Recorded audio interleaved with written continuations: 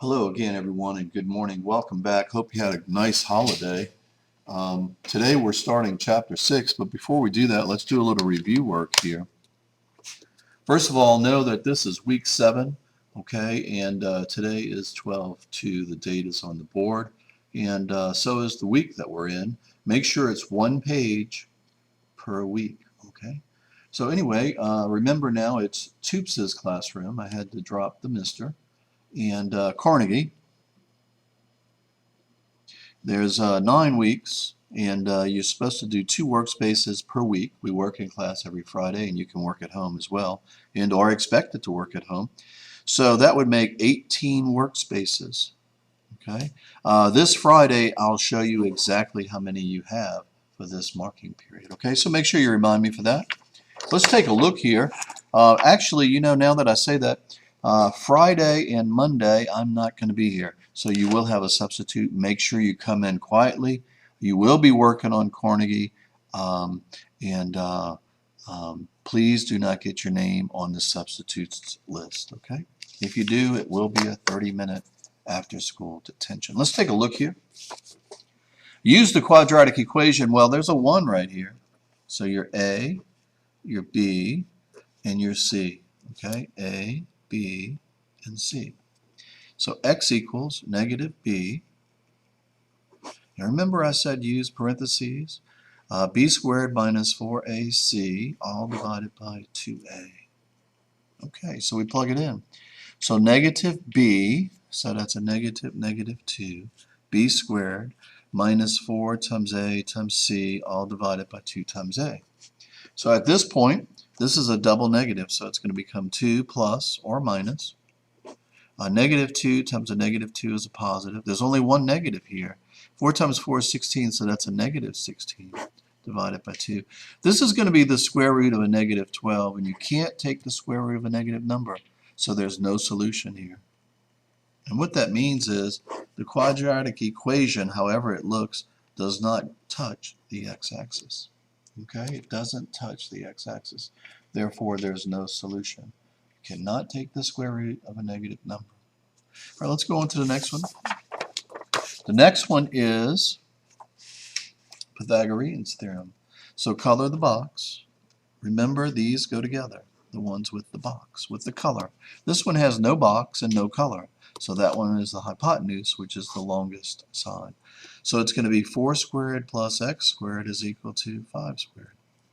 So 16 plus x squared is equal to 25. Subtract 25, or rather subtract 16. So you're going to get x squared is equal to 4. I think that's right. No, it's not. It's actually 9. Okay, and then you're going to do the square root. And the square root of 9 is 3. This is a regular 3, 4, 5 right triangle. And that's how you do it. Let's move on to the next one. Is this a triangle? Remember, 2 sides must be bigger than the third side. So if you add these up, you get 7. And 7 is not bigger than 8. Nope, it fails. Not a right triangle. It doesn't look like anything's working for us today, but there it is. All right, today we're going in, put away your bell work, to Chapter 6. Now, Chapter 6 is dealing with quadrilaterals and polygons. So I want you to copy down everything you see right here.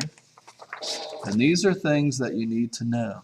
Okay, I'll pause it, copy it down. Okay. All exterior angles of any polygon add up to 360. You might say, well, what the heck is a polygon? A polygon is a closed figure and it has no curves. So let's talk about that for a second here. Okay. So if you look at this, this is not a polygon because it's open. So no, not a polygon. This one is closed, but we got a curve here. So this one is not a polygon. Okay? So a polygon has to be closed and no curves. Okay? All right, so all exterior angles of a polygon add up to 360 no matter how many sides. Put a little star by that. The interior angle formula is 180 times n minus 2, and n is the number of sides. Write that down. That is an EOC question. The number of sides. Let's talk about the number of sides. Copy this down. A dodeca. Dodeca is a 12-sided polygon. Decagon is 10. A nonagon is 9. An octagon is 8. Septagon or heptagon is 7. Hexagon is 6. Pentagon is 5. Quadrilateral is a 4. So if I ask you what is a 4-sided polygon, some kids are going to say a rectangle. Well, that's true, but the overall classification is a quadrilateral. That's a test question. Make sure you know that. A triangle is the smallest polygon you can have, and that one, of course, has 3 sides. If it has any more sides, it's just called a 17gon. Okay? Or a 12, well, you can't say 12, a 14gon. If it's 12 sides, you would say dodeca. Okay? I know that sounds a little strange, but you just add that on there like that, like 20gon. All right. Now that we got some of that cleared up, let's go to the next page. There's something called an octagon and a regular octagon. Well, let's talk about a regular octagon. That's a stop sign, so let's try to draw that. It has 8 sides. So 1, 2, 3, 4, 5, 6, 7, 8. So try to draw this regular octagon. Now what that means is the sides are equal and all the angles are the same. Write that down. 2 things regular. Sides and angles are congruent. Make sure you know that, okay? Just a plain old octagon has 8 sides. Doesn't matter. So 1, 2, 3, 4, 5, 6, 7, 8. It doesn't matter. They don't have to be all the same. If they are all the same, then it's a regular.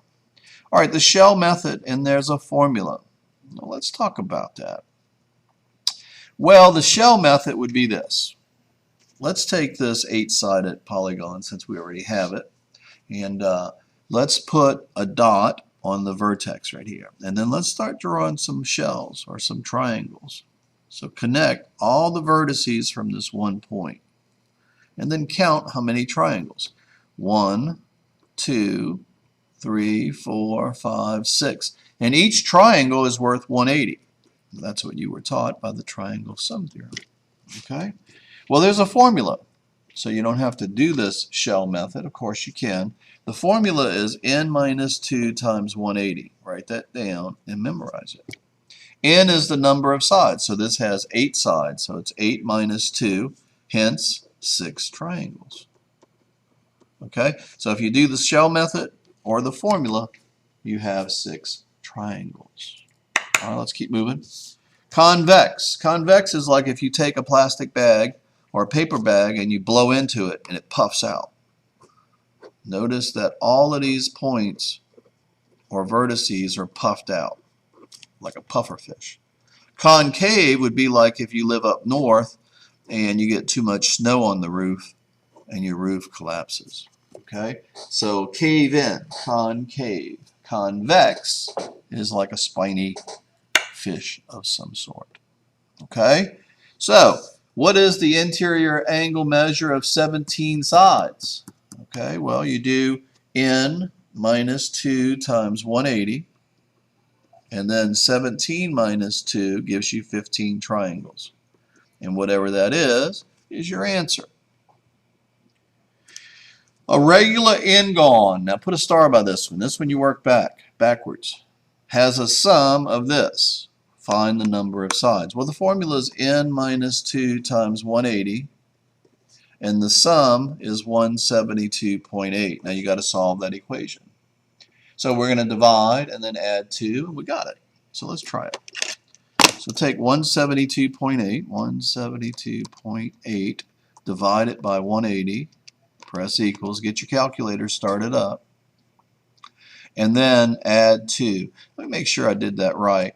N minus 2 times 180 and add 2. This kind of is not really looking right here. n minus 2 times 180 equals this. Maybe this number is smaller than this one, which is why I'm getting a decimal, but let's add 2 anyway. And I get 2.96, the number of sides. Well, maybe we should have just made this a flat 180. Okay, make that 180. In fact, let's change that up. Let's try another one, since that one didn't seem to work. Let's say the sum of the interior angle is 540 degrees. Copy that down. Okay, and the question is find the number of sides. So put n minus 2 times 180 is equal to 540 degrees. All right, this is going to work. So clear it out. Take 540, divide it by 180, press equals, and then add 2 plus 2. So we have 5 sides. So it's a pentagon. 5 sides is a pentagon. Okay. Do you remember what a 7-sided figure is called? Write it down on a piece of paper. Septagon or heptagon. All right, let's keep moving. Let me turn the page here. The sum of the exterior angles of an 18gon. Write that down. It doesn't matter how many sides it has. The sum of the exterior angles will always be 360 degrees. Memorize that. All right, one more. Actually, 2 more. Let's take a look here. Well, let's count how many sides. 1, 2, 3, 4, 5, 6, 7 sides. Okay, so it's going to be n minus 2 times 180. Okay, we have 7 sides. So it's going to be times 180. So it's 5 times 180. And I think that's 720. Let's see. 180 times 5. Oh, it's 900. So it's 900 degrees is the whole thing. So you add all this up and set it equal to 900. So it's going to be y plus 130 plus 140 plus 150 plus 120 plus 130 plus 120 is equal to 900 degrees. So then you got to subtract all of this. Okay, so let's do it. So 900, we have 2, 120 and 120, so minus 240. I'm just going to do those together. And then minus 130. And then minus 150.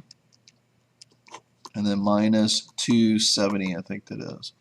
Minus 270, both of those.